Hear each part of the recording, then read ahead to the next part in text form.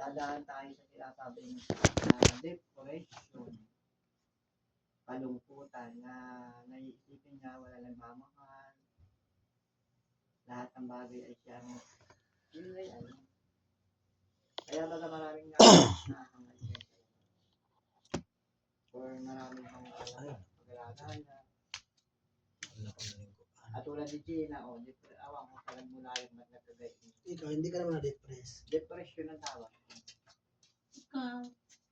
Hindi naman, ako ay minsan ay negatibo, pero positive ang iniisip ko lang. Talaga lang. Na yung ikaw ay magiging Baka naman na-depress ka na ha. laging naging Na-depress ka na ginagawa pipito. hindi ka laging Kalaw ka. Ano lang iniika. negatibo, yung sasabihin mo ay hindi kaya magtrabaho, ay wala nagmamahal, ay hindi na ako mahal na kaibigan. Ay ako ay papaano na ako.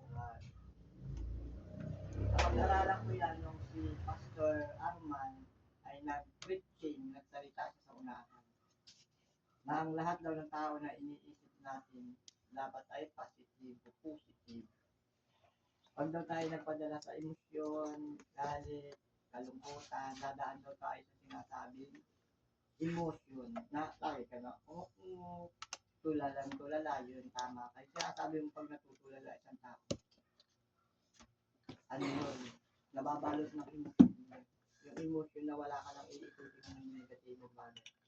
Iisipin ng isang tao na wala ng pag-asa, sino mga kamag-anak kung nagmamahal. Kaya yung iba, naggaganyan. Yun. Kailangan ay positive ka. Wala kasi natin, positive yung isang tao, positibo. Naiisipin natin, mahal tayo ng ibang tao, marami nagmamahal sa akin, halimbawa, may pag-asa. May tao ba namang walang pag-asa, buhay pa rin. Ang wala lang pag-asa sa buhay, yung nakasama. Wala na talagang kapag-pag-asa.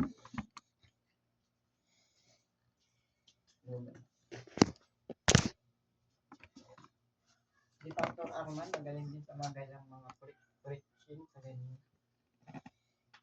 Napakinggan ko na yung kay Pastor Arman. Hindi na lang ako napunta sa kay Pastor Arman. Napasinggan mo na dati, no? Oo, nakasimba ako doon.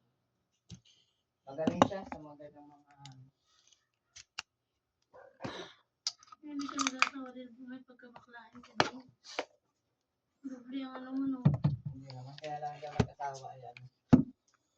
Dubli ang kasalanan. Sa akin, Buda, tapos Ano kasi, negative palagi ang iniisip ko sa babae. pagka negatibo ay talagang wala talaga pag-asa magkapag-asawa. Pag yung negatibo, ganun din sa buhay, pag negatibo tayo, tama yung sinasabi. Napakinggan ko rin yung kay kay Pastor Jimbo. Kapag daw ang tao ay negatibo ang iniisip, wala ka lang iisipin na lahat. Hindi mo na makukuha ang gusto mong makuha. Hindi mo na makukuha makapag-asawa. Negatibo. Hindi mo na makukuha magkamero ng pera. Negatibo yan. Hindi mo na maiisip na magtrabaho. Negatibo. Lahat nga lang negatibo ay dahil sa mga bagay na mali na kaisipan. Maiisip ko na yung mga bagay na hindi maganda. Positibo naman. Dalawang klase yan. Ganun yung pastor. Ang negatibo, yung mga bagay na kaisipan na hindi maganda. Pag positibo ka, palalakasin yan yung spiritual natin, kaluluwa ba yun? Yung buhay natin. At tulad nun, nakakaisip tayo pag positibo, magdasal. O mag-pray tayo, o ako man, halimbawa, o Lord, natutunan ko yun, nung ako nagsimba dun sa kay Pastor Jim. Nung una pa. Bigyan mo ako ng lakas, at ang mga bagay na iniisip mong negatibo, gawin ng positive. Palakasin mo ako, at bigyan ng mga bagay na magandang trabaho, katulad nun, trabaho, positibo. Kung ano man yung iisipin mong positibo, magkakamero ka ng pera. Lahat yan. Positibo lagi nila. Tapos ay magka-problema man, hindi ka puto kasi positive. Para daw yung ano yung nadapa. Tignan mo yung mga nadapa at ano, positive, bumangon ba?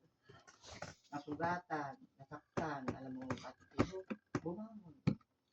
Magsimulang muli, alam mo nangyari, umangat. Yung dati niyang nasa lupa ngayon, tumaas ang position. Sa bundok mo. Kasi tumaas ang positive. Sa bundok kami. Hindi ka laging mababa. Hindi ka laging nasa dapa. Kumbaga. Galing din sa pastor ang anak ko kanyang. Marami rin ako natutunan doon kay Pastor Jimbo. Nung una kong simba nung bago-bago. Magaling. Kaso nakakagulat. Napukpok. Mahilig siyang gumanyan ng pumukpok, nakakagulat. Para bagang galit na bagay.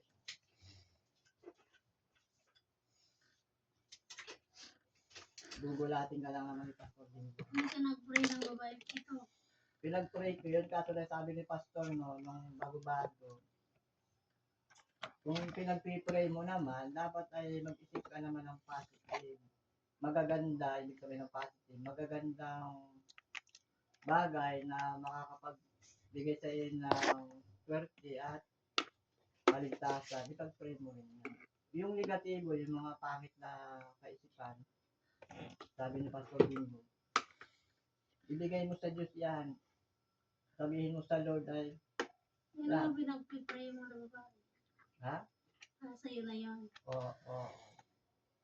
Basta yun daw mga bagay na masasamang nangyayari, yung mga masasamang nakaraan, negative yun. I-surrender mo sa Diyos at ipagkakalob sa iyo ang magandang dating ng iyong buhay. Positive ka lagi. Tatanggalin na Diyos sa mga masasamang yung nakaraan mo. Nakaraan ko.